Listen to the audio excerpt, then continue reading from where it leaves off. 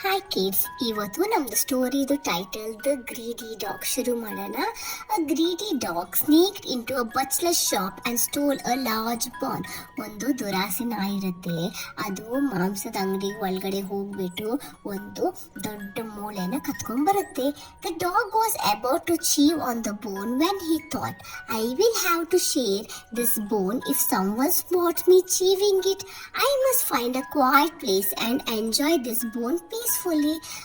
ಅದು ಆ ಮೂಳೆನ ತಿನ್ನಕ್ಕಿರುತ್ತೆ. ತಿನ್ನುವಾಗ ಅನ್ಕೊಳ್ಳುತ್ತೆ, ನಾನು ಏನಾದರೂ ಈ ಮೂಳೆನ ಇಲ್ಲಿ ತಿನ್ನುವಾಗ ಯಾರಾದರೂ ನನ್ನನ್ನು ನೋಡಿದ್ರೆ ನಾನು ಇದನ್ನು ಅವ್ರ ಜೊತೆ ಶೇರ್ ಮಾಡಬೇಕಾಗತ್ತೆ.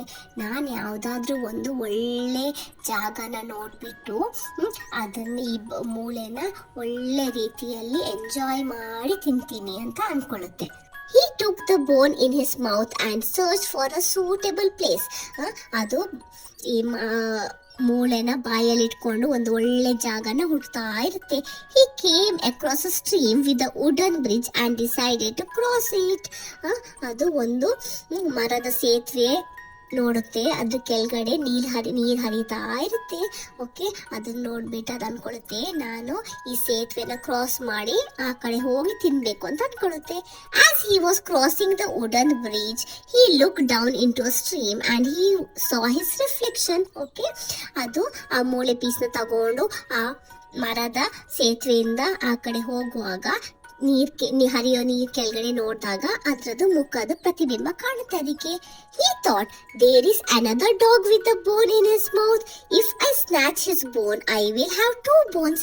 ಅದೇನು ಅನ್ಕೊಡುತ್ತೆ, ನೀರಲ್ಲಿ ನೋಡಿದಾಗ ನೀರಲ್ಲಿ ಇನ್ನೊಂದು ನಾಯಿ ಇದೆ, ಅದ್ರ ಬಾಯಲ್ಲೂ ಒಂದು ಮೂಳೆ ತುಂಡಿದೆ. ನಾನು ಏನಾದರೂ ಆ ಮೂಳೆನ ಅದರಿಂದ ಕಿತ್ಕೊಂಡ್ರೆ ನನಗೆ ಎರಡು ಮೂಳೆ ಸಿಗುತ್ತೆ ಅಂತ ಅಂದ್ಕೊಳ್ಳುತ್ತೆ.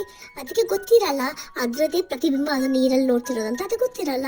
The greedy dog barked at his reflection and the bone fell from his mouth into the river. He went home disappointed.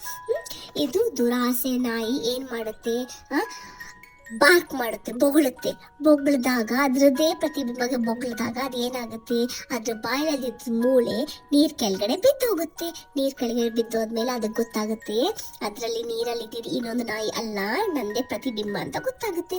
ಮತ್ತೆ ಅದು ಬೇಜಾರದಿಂದ ಮನೆಗೆ ಹೋಗುತ್ತೆ. Moral, greed will make you lose everything. Moral ಏನಂತ ಅಂದ್ರೆ ನಮ್ಗೆ ದುರಾಸೆ ನಮ್ಗೆ ಜಾಸ್ತಿ ಆದ್ರೆ ಓಕೆ, ನಮ್ಮ ಹತ್ರ ಇದ್ದಿದ್ದು ನಾವು ಕಳ್ಕೊಳ್ತೀವಿ. ಅದಕ್ಕೆ ನಾವು ಯಾವತ್ತು ಜಾಸ್ತಿ ದುರಾಸೆ ನಾವು ಮಾಡಬಾರ್ದು. ನಮ್ಮ ಹತ್ರ ಏನಿದೆ ನಾವು ಅದರಲ್ಲಿ ಖುಷಿಯಾಗಿರ್ಬೇಕು.